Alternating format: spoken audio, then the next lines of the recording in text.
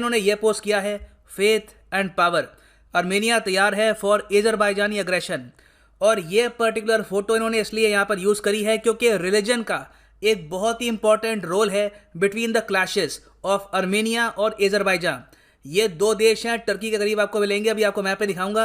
Armenia की आबादी है रफली 30 लाख, अजरबैजान की आबादी है 1 करोड़। अजरबैजान एक मुस्लिम मेजॉरिटी देश है और आर्मेनिया एक प्रिडोमिनेटली क्रिश्चियन कंट्री है। अभी के लिए जो हमारे सामने रिपोर्ट्स हैं वो ये है कि आर्मेनियन मिलिट्री ने बहुत ही हैविली डैमेज किया है अजरबैजानी मिलिट्री को, इवन दो उनकी आबादी इस देश से 1/3 है।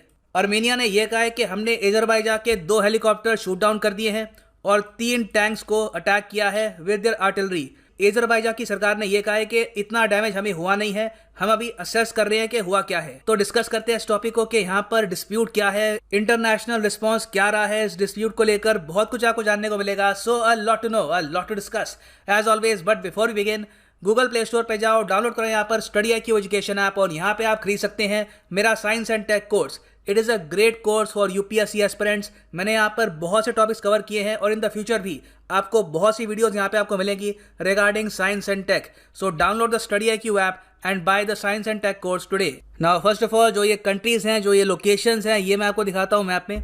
सो यहाँ पे आप देखोगे ये है एशिया और यहाँ पे हम फोकस करते हैं मिडल ईस्टर्न रीजन पे। तो अगर हम थोड़ा सा जूम इन करें यहाँ पे, तो यहाँ पे आप देख पाएंगे बॉर्डर्स के साथ दिस राइट हेयर इस अजरबैजान, ठीक है, ये है अजरबैजान, इसकी राजधानी है बाकू। और यहाँ पर एक देश है आर्मेनिया और इसकी राजधानी है येरेवान। एक बात यहाँ पे मैं मेंशन कर दूँ, अजरबैजान जो यहाँ पे आपको दिख रहा है सिर्फ ये नहीं है, जो लैंड यहाँ पे है ना जहाँ पे मेरा कर्सर है, this also belongs to Azerbaijan, ठीक है। ये बहुत ही इंपॉर्टेंट फैक्ट है। इस कंट्री के 2 रीजन हैं और दोनों लैंड मास के थ्रू कनेक्टेड है नहीं। आर्मेनिया के आप अगर वेस्ट की तरफ देखोगे तो यहाँ पे आपको दिखेगा टर्की, और आप अगर नॉर्थ की तरफ देखोगे तो ये है जॉर्जिया, और उससे ज़्यादा आप अगर नॉर्थ को जाओगे तो यहाँ पे आता है रशियन फेडरेशन, दुनिया का सबसे बड़ा देश बाय लैंड मास, और नीचे साउथ में है ईरान। तो जो हम सुन रहे हैं आज के समय मिलिट्री कॉन्फ्लिक्ट स्टार्ट हो चुकी है, ये है बिटवीन आर्मेनिया और अजरबैजान। अब दोनों देशों को लेकर दुनिया भी काफ़ी हद तक बटी हुई है। आप अगर रशिया को देखो तो रशिया एक बहुत ही बड़ा सपोर्टर है आर्मेनिया का।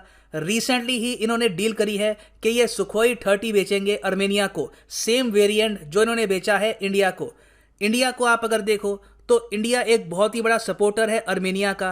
रिसेंटली इंडिया ने आर्मेनिया को मिलिट्री इक्विपमेंट भी बेचना स्टार्ट कर दिया है और इन द फ्यूचर आप देखोगे कि हम और मिलिट्री इक्विपमेंट आर्मेनिया को बेचेंगे। मगर आसपास जो इस्लामिक कंट्रीज हैं उनको आप अगर देखो तो उनके बहुत ही खराब रिलेशंस हैं with Armenia.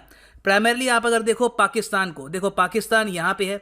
Pakistan even though काफ़ी दूर है आर्मेनिया से, ये लोग आर्मेनिया का वजूद तक नहीं मानते। जी हाँ, जिस तरीके से पाकिस्तान कहता है कि इजराइल जो यहाँ पे है, इजराइल कोई देश नहीं है, हम इजराइल का वजूद नहीं मानते, उसी तरीके से पाकिस्तान दुनिया में अकेला देश है जो आर्मेनिया का वजूद नहीं मानता। रीज़न बहुत ही सिंपल है।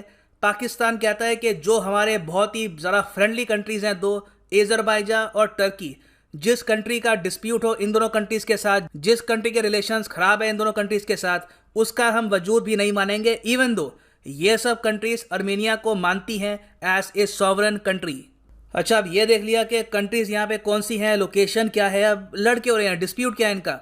देखो, डिस्प्यूट का जो रीज़न है ये थोड़ा सा अजीब भी है। अजीब इसलिए है क्योंकि दोनों देश रिसेंटली ही आज़ाद हुए हैं। एक टाइम था बिफोर 1991 जब दोनों जो ये देश हैं अजरबैजान और आर्मेनिया, ये पार्ट थे USSR के। आपको पता होगा कि 1991 से पहले एक बहुत ही बड़ा देश था दुनिया में USSR, ये टूटा था और इसके टूटने के बाद बहुत से देशों को आज़ादी मिली, जैसे कि यूक्रेन, लटविया, लिथुआनिया, एस्टोनिया, बेलारूस, नीचे कजाकिस्तान, बहुत सारे सेंट्रल एशियन देश। तो इन कंट्रीज़ को भी आज़ादी मिली जब USSR टूटा। आज़ादी के बाद आर्मेनिया और अजरबैजान इस लैंडमास को लेकर प्रॉपरली कोई सेटलमेंट कर नहीं पाए कि ये किसको बिलोंग करता है। आर्मेनिया ने यह कहा कि देखो, यहाँ पर जो लोग रहते हैं ये एथनिसिटी के हिसाब से आर्मेनियन है, तो बाय डिफ़ॉल्ट ये होना चाहिए आर्मेनिया का हिस्सा। और आर्मेनिया ने यहाँ पर यह भी बोला कि USSR के अंडर भी ये रीजन कभी भी अजरबैजान का पार्ट था नहीं, ये काफ़ी हद तक एक ऑटोनोमस रीजन था। मगर अजरबैजान ये कहता है कि नहीं, ये हमारा पार्ट है, ये हमें विरासत में मिला है आफ्टर USSR ब्रोक डाउन। तो जो ये रीजन है नागोर्नो काराबाख, इसको लेकर 1991 से ही, एक्चुअली 1992 से वॉर स्टार्ट हो गई थी बिटवीन अर्मेनिया और एजरबाईजान। दोनों चाहते थे कि ये रीजन उनके पास रहे, मगर दोनों कंट्रीज कभी बातचीत से किसी रेजोल्यूशन पर आ नहीं पाई। अर्मेनिया की जो पोजीशन थी वो काफ़ी स्ट्रिक्ट थी।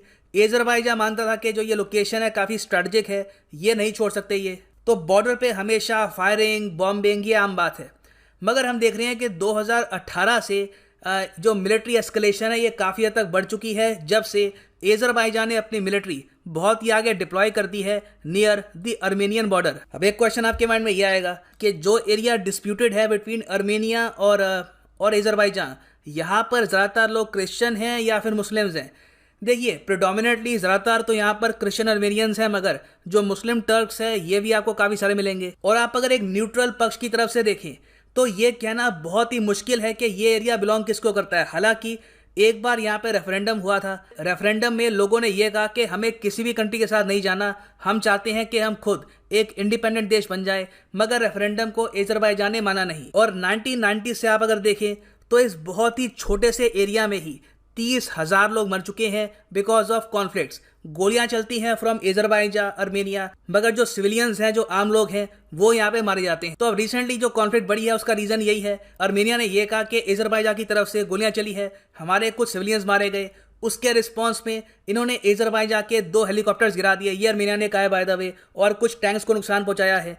एजरबाईजान कह रहा है कि नहीं, ऐसा कुछ हुआ नहीं है, मगर जो कॉन्फ्लिक्ट है ये जारी है, हम इनको जवाब देंगे। तो इस वजह से टेंशन्स काफ़ी हाई है। ये इशू हमेशा से काफ़ी कॉन्ट्रोवर्शियल रहा है और पॉसिबिलिटी है कि यहाँ पर छोटी सी स्मॉल स्केल वॉर हो जाए, इट इज़ अ पॉसिबिलिटी, मगर लार्ज स्केल वॉर होने के चांसेस काफ़ी कम है। इंटरनेशनल रिस्पॉन्स की अगर हम बात करें तो जो OIC है, ऑर्गेनाइजेशन ऑफ इस्लामिक कोऑपरेशन, ये कम्प्लीटली एजरबाईजान को सपोर्ट करती है। ये कहती हैं कि अर्मेनिया गलत है। पर्टिकुलरली टर्की को आप अगर देखें तो एर्दोआन ने यह कहा है कि Armenia biggest threat to peace in the region. जो पूरा रीजन है वहां पर अर्मेनिया सबसे बड़ा थ्रेट है टू पीस। पाकिस्तान ने भी ओपनली ये कहा है कि हम एजरबाईजान के साथ खड़े हैं। OIC की तरफ से भी स्टेटमेंट आई है जहां पे वो कंडेम कर रहे हैं अर्मेनियन अग्रेशन को। बाकी आप अगर देखो तो US, इंडिया, रशिया, उनकी तरफ से कोई ऑफिशियल स्टेटमेंट आई नहीं है, मगर कोई स्टेटमेंट आएगी भी तो इट विल बी मोस्टली कि पीस मेंटेन करके रखिए और हम नहीं चाहते कि यहाँ पर एस्केलेशन बढ़े। अगर इन द फ्यूचर जो ये एस्केलेशन है ये ज़रा बढ़ती है, स्मॉल स्केल वॉर होती है, तो उस पर एक अलग से वीडियो आपके लिए ले आऊँगा। For the time being, exam perspective से we have covered this topic. Thanks for listening and as always, god bless you all.